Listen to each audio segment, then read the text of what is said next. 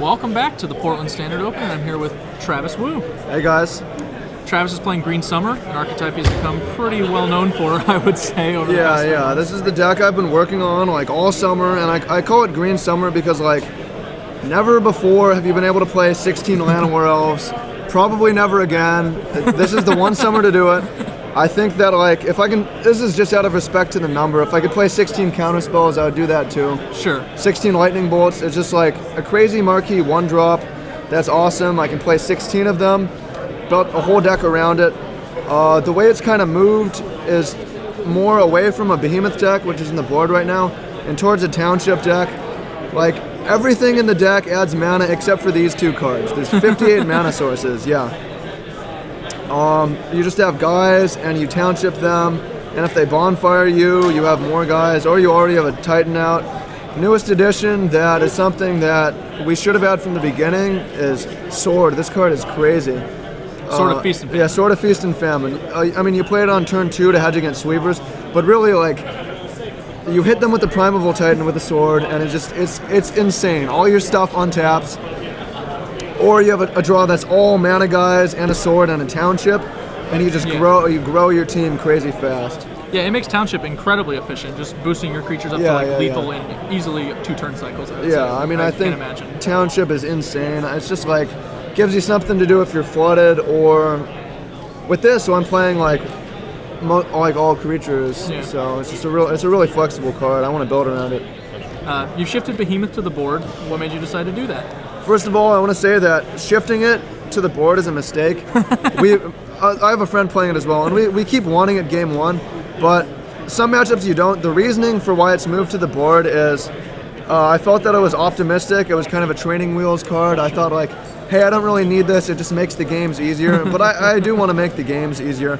But you don't need it most of the time. There are occasional situations where it comes up where like the opponent plays 2 Wormcoil Engines or something, and like this actually has enough reach to get there. Sure, definitely true. But I thought the opportunity cost was not necessarily worth it, just having one card in my deck, because like everything is kind of essential. If I put this back in, I don't even want to cut a sword. It's gonna have to be probably the Silverheart is gonna get moved to the board. Talking about your little Green Sun Zenith targets there, what made you decide on those 2 guys? Thragtusk is pretty big game in Standard right now, and you've decided to go with 1 in the main. You have a couple more on the sideboard, I see, but the deck is clearly a little more focused on the swords, the Titans, and he's sort of a these are kind of offbeat. I agree. First reason is it's pretty easy to get 6 mana on turn 3, and we only have 4 Titans, so we'd like to have some awesome 5s to get. That makes sense. Thragtusk, there's a lot of games where we play as a life gain deck. That's the cool thing. This deck is really, really flexible. A lot of games I gain 12 life, 11 to 12, 11 if I draw one of the Glimmer Posts, and some games you want to gain 17 life. It's like actually really essential against Delver and zombies because they have a ton of reach. Sure. You can gain all 17 and lose sometimes, but it's often enough to push it away. So that's why I have the Thragtusk. Silverheart is just a really big beater. A lot of decks just fold to this card. He's awesome. You pair him with the Titan. He's Bonfire Insurance. I have more on the board, but like, say you're on the play against red-green, you go Llanowar Elf into Palladium Mirror. They play 2 elves and they're going to bonfire you for 2 on the 3rd turn. Well, you play a Silverheart and pair it, and their bonfire is just irrelevant now.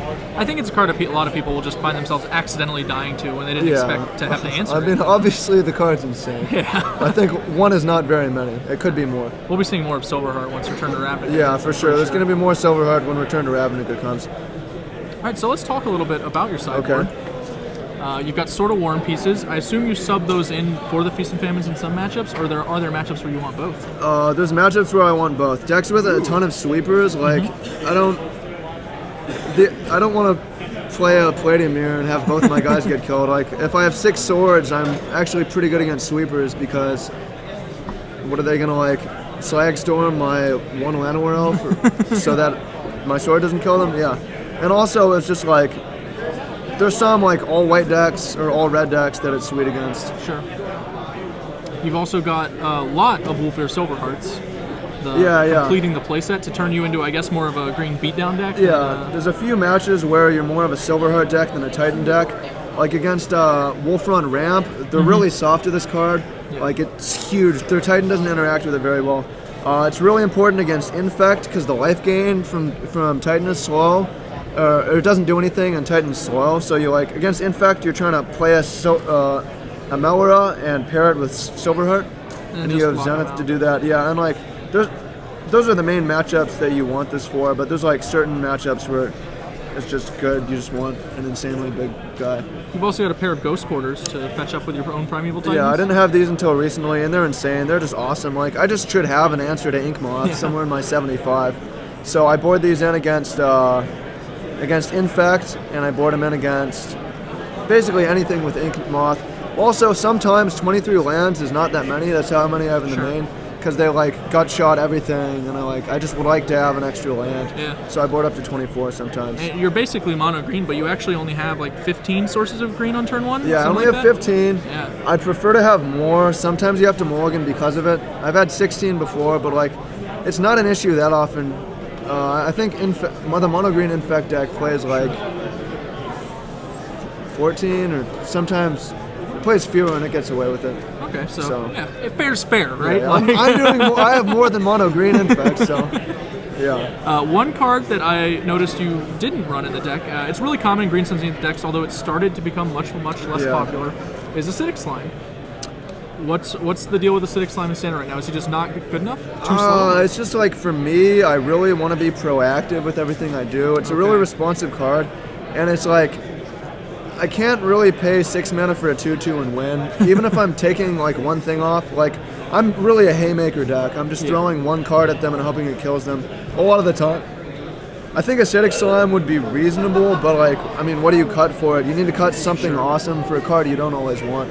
It's not the best bang for your buck, basically. Yeah, it would be. I mean, it would be reasonable to have one in the board for like maybe Birthing Pod decks. I just don't think you need it though. I can agree with that. That seems pretty reasonable. Yeah. Well, you're undefeated in the tournament right now. Yeah, I'm 5-0 now. This is my last chance to play this deck. Summer's ending, so I'm hopefully I'll see you guys in top 8. All right. Well, thanks for joining us, Travis. Yeah, thank you, Glenn. Thanks for having me on.